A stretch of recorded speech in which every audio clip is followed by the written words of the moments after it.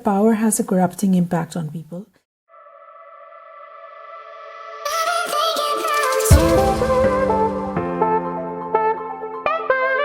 Hi guys, welcome back to my channel. If you're new here, my name is Amra. I create similar content every week, so make sure to subscribe.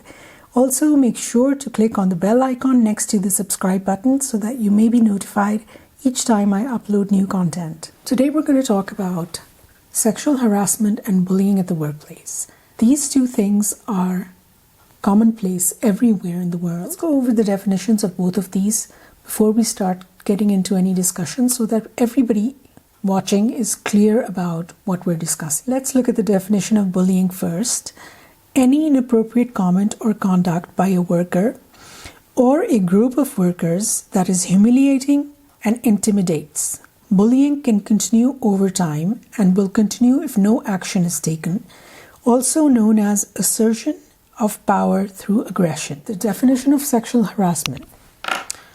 Unwelcome sexual advances, requests for sexual favors, or other verbal or physical conduct of a sexual nature that explicitly or implicitly affects an individual's employment, unreasonably interferes with an individual's performance at work. The question is, why does sexual harassment keep happening? Even though we have laws in place, even though we have policies at the workplace, but we still have to go through this. We still have to face sexual harassment. Obviously, that means that the law is not being properly implemented and the policies of organizations are not being properly implemented. They're just sitting there on paper. The number one reason why policies and laws are not being implemented, I think, is because we don't take a stand. And why don't we take a stand? Because we often don't even understand what comes under sexual harassment and what comes under bullying. And what I mean by that is that we don't understand whether we are actually being victimized. We don't discuss these things openly. There are some things that have become such a norm, that women don't even call those out as sexual harassment. Power has a corrupting impact on people. Men and women can both sexually harass the other sex, but it happens more often that women are sexually harassed because there are more men in leadership positions. There are more men in decision-making positions. We are scared to stand up against the perpetrators because we are not sure that the bad guy is going to get punished. We're not sure if we're actually going to get punished just because we have taken a stand. And that happens when the organization has a hostile atmosphere, an atmosphere where it's not encouraged that people should actually take a stand for themselves. And it happens in organizations which are forgiving of such bad behavior. When I decided to make this video, I asked a few friends, a few people I know, if they would be willing to come on camera to talk about their experiences with bullying and sexual harassment. But they were very reluctant, and I can actually understand why, because their present employers may not like the fact that they're talking about sexual harassment so openly. When people are in power, they tend to believe that they can do anything and they don't have to take no for an answer and they don't have to listen to anybody.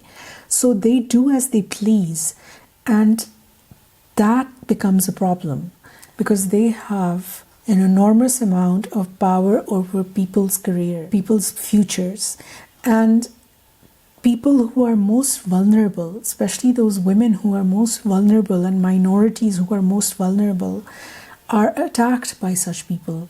They are bullied and they are harassed. And it can be very difficult to actually stand up against a perpetrator when they hold the key to your future.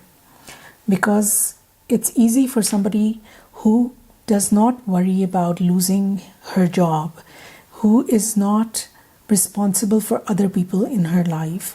It is easier for a woman like that to take a stand for herself. But for women and for men who have families depending on them, who don't have a financial situation where they can just be unemployed, where they cannot lose their jobs, where they cannot have a bad record, they cannot afford to take a stand. And that is when they are vulnerable, and that is when they are taken advantage of. Organizations in Pakistan are still very male-dominated. Atmosphere of male-dominated organizations can often be very aggressive and very competitive, where crude jokes and sexualized talk can undermine women and make them feel unwanted and excluded, where women are not seen as valued colleagues and gender harassment prevails. Gender harassment does not have anything to do with sexual desire. It has to do with the fact that women are made to feel like they don't belong in that organization, that they don't have a right to rise up the ladder in that organization. It is only the men who are supposed to rise up, and the women are supposed to stay in their subordinate positions, whatever those may be. Unfortunately, women are still not even paid equally to men. We don't get equal pay for equal work with equal educational background even. These things have to change. We have to bring a change. And we have to do that by understanding what our rights are, by understanding, for instance, what sexual harassment actually means, what bullying means, and what we can do about it. So I've come up with a few points about what management or leaders can do in an organization and what we as individuals can do. So let's go over that. Let's first look at what managers can do. First of all, they need to take this issue seriously and clearly define what is considered bullying and sexual harassment. Then they need to define the disciplinary consequences of such behavior, meaning that people should actually know that there is going to be some discipline that's going to take place. We're not just going to forgive people because they're valued by the organization for being high performers or anything like that. Create an environment where employees feel comfortable reporting bad behavior. Ensure that confidentiality will be maintained and there will be no retribution for coming forward. Now, what should we as individuals do to prevent harassment and bullying? We need more women in leadership of the country as well as every workplace. Some forms of sexual harassment like unwanted touching or sexist comments are so commonplace that women and girls don't even call it sexual harassment. Now that is really sad, and that is something we need to change. And how are we going to change that? Both women and men need to call out bad behavior and make sure that the person doing it knows that. Men need to come forward and speak up against bad behavior in their organizations. If a man has never harassed anyone, or if a woman has never been harassed, it doesn't mean that they don't have a role to play. We can't be passive bystanders because silence means acceptance. Our silence will help bad behavior to continue.